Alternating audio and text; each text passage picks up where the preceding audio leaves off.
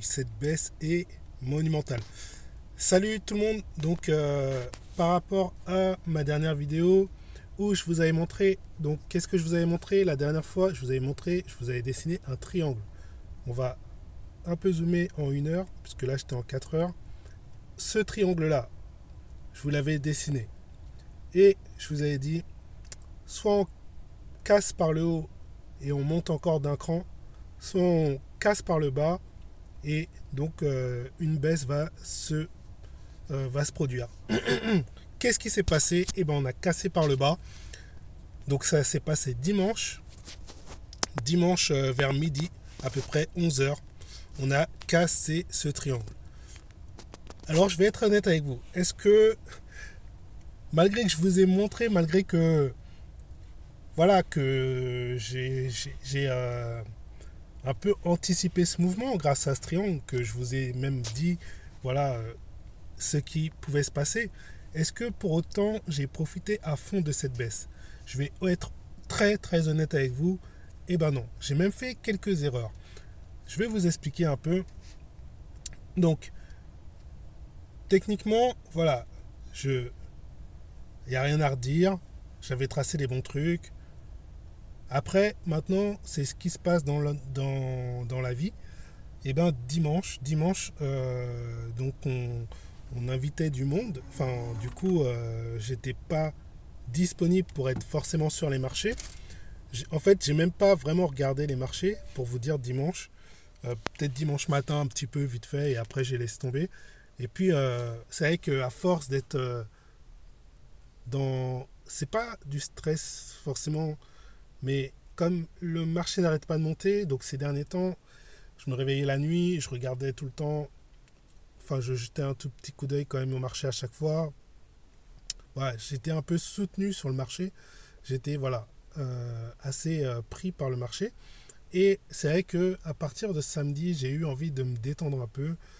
Samedi, j'étais sur le marché et puis le soir, je commence à en avoir un peu marre.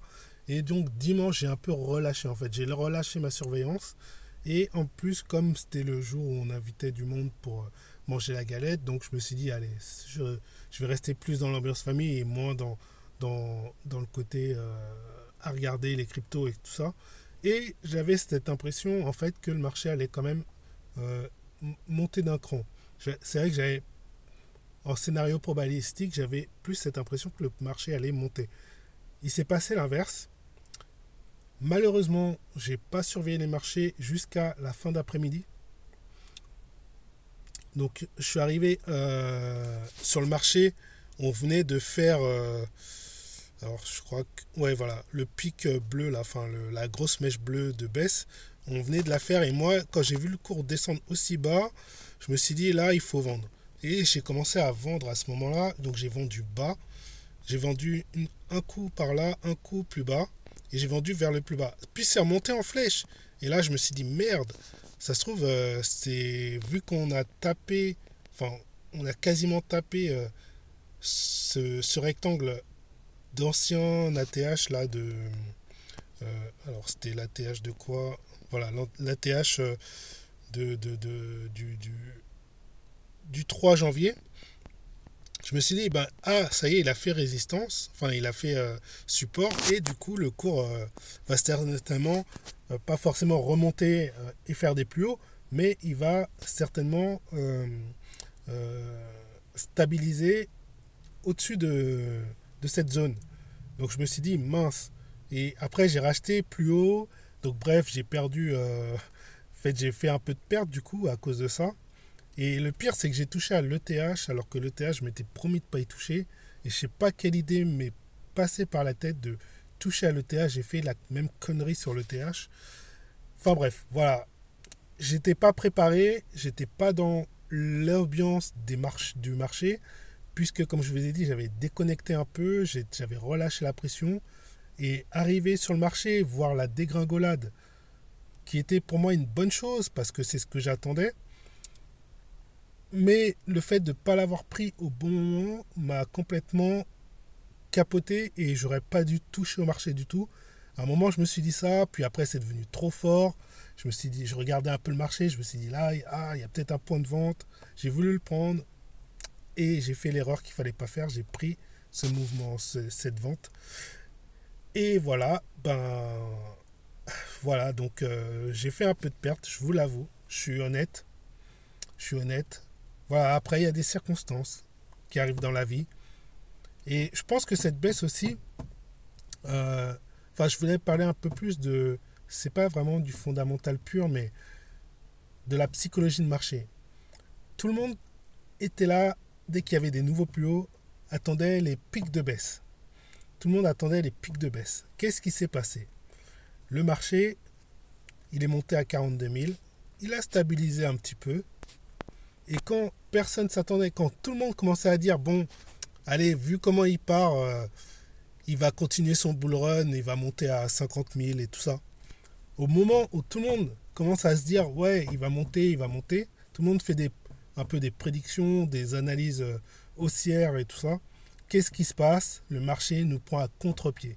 Il a pris, pour que le marché baisse, il faut qu'il prenne beaucoup de monde à contre-pied, en fait. Il faut comprendre ça aussi. Et bien sûr, bon, il y a les whales, les grosses baleines qui vendent aussi. Mais voilà, souvent, regardez hein, les marchés, quand ils baissent, c'est jamais à des moments où vous attendez à ce qu'ils baissent.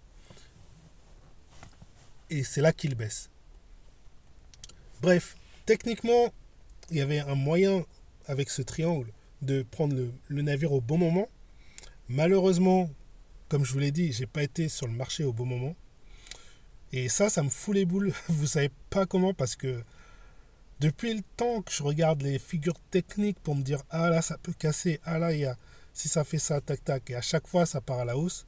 Et là au moment où je me dis ah je relâche la pression, j'ai des invités, allez vas-y je me relâche, boum c'est là que ça tombe. Et j'ai un peu les dents par rapport à ça, je vous l'avoue.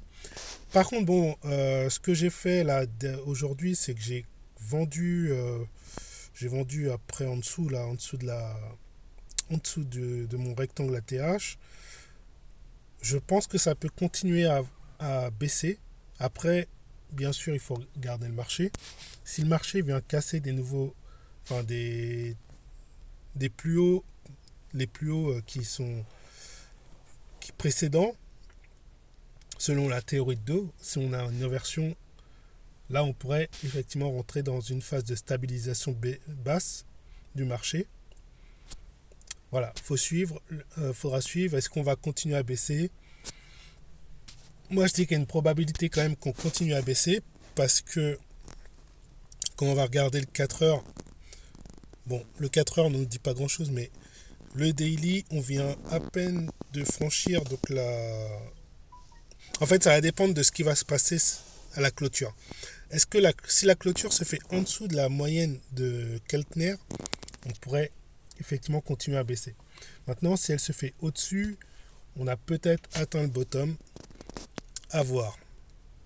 En même temps, j'ai un rectangle. Pour moi, le marché va quand même aller se positionner sur un ancien ATH.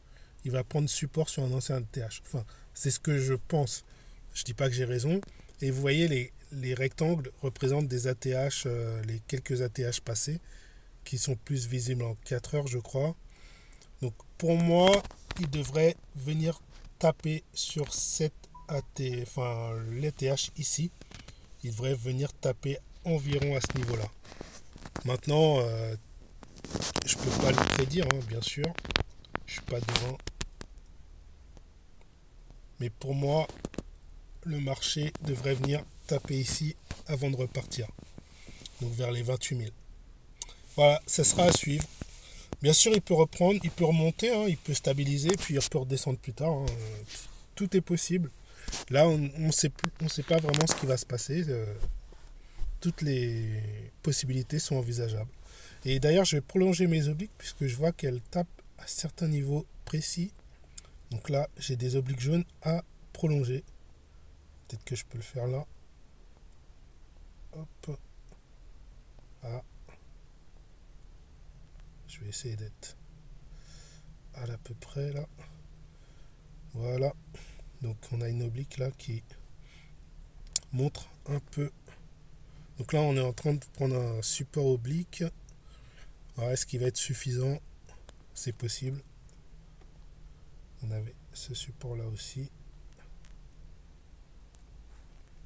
qui s'est fait casser. Il s'est fait briquer. Et le support blanc, par contre, oblique blanc, il pourrait faire office de résistance.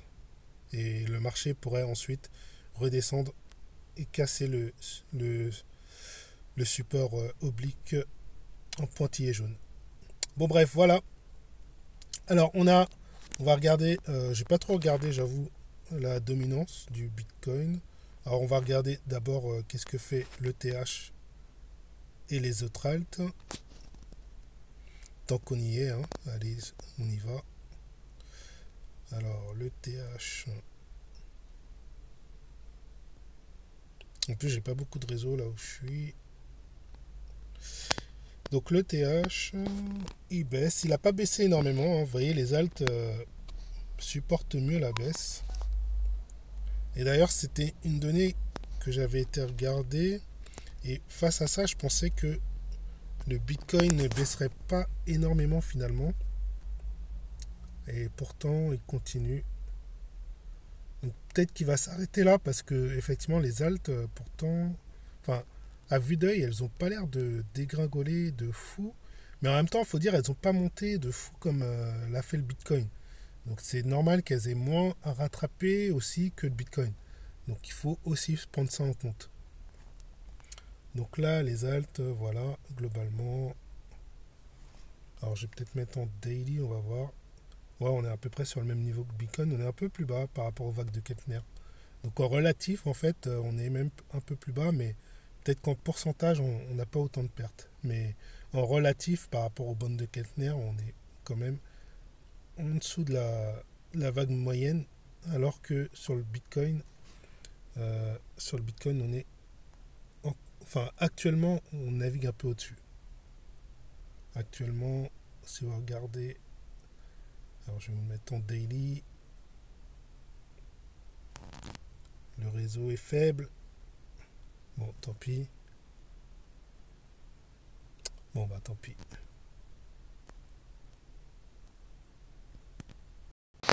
Ah, ça y est. Donc, pour ce qui est de la dominance, donc, je vais la mettre en daily parce que sinon, voilà, ça stagne. Pour l'instant, on est comprimé dans les vagues de Keltner, ça stagne. Donc, ouais, c'est en range. Bon. Bah, normal, hein, c'est une période un peu là d'hésitation, hein, autant pour le Bitcoin que pour les alts. Donc, voilà, c'est une période de baisse forte pour le Bitcoin, une période de baisse pour les alts. Donc, voilà, il n'y a pas, c'est pas la période. Peut-être que les alts vont bien se reprendre là, quand le Bitcoin va commencer à arrêter à baisser. Peut-être que les alts vont reprendre la main. À voir. Allez, bon, j'arrête la vidéo là. C'était juste un petit point sur la situation et pour vous montrer que malgré des fois on est techniquement, on cerne le marché, il suffit de pas être calibré au niveau de son attention, de son intention, de son focus pour louper un truc. Ça ne veut pas dire que j'ai été mauvais en tant que tel. C'est simplement que j'étais plus focus sur le marché, j'ai loupé l'opportunité. Et c'est ce qui peut arriver. On est humain, malheureusement. Enfin, heureusement, malheureusement. Ce qui aurait été bien, c'est que je puisse programmer un peu ou les trucs, des setups. Par exemple, là, la baisse le fait que ça baisse sous le triangle. Ce que j'aurais aimé, c'est sur une plateforme pouvoir dire si le cours il clôture sous le triangle, tu vends. Par exemple, tu vends tant de pourcents de cette position. Alors j'ai programmé déjà des trucs, mais bon, après des fois les modes opératoires, j'ai déjà fait des tests, des fois ça prend pas bien, donc ouais, c'est un peu chiant des fois. Donc voilà. Bon bref, j'arrête là et je vous souhaite une bonne semaine. À la prochaine. Ciao.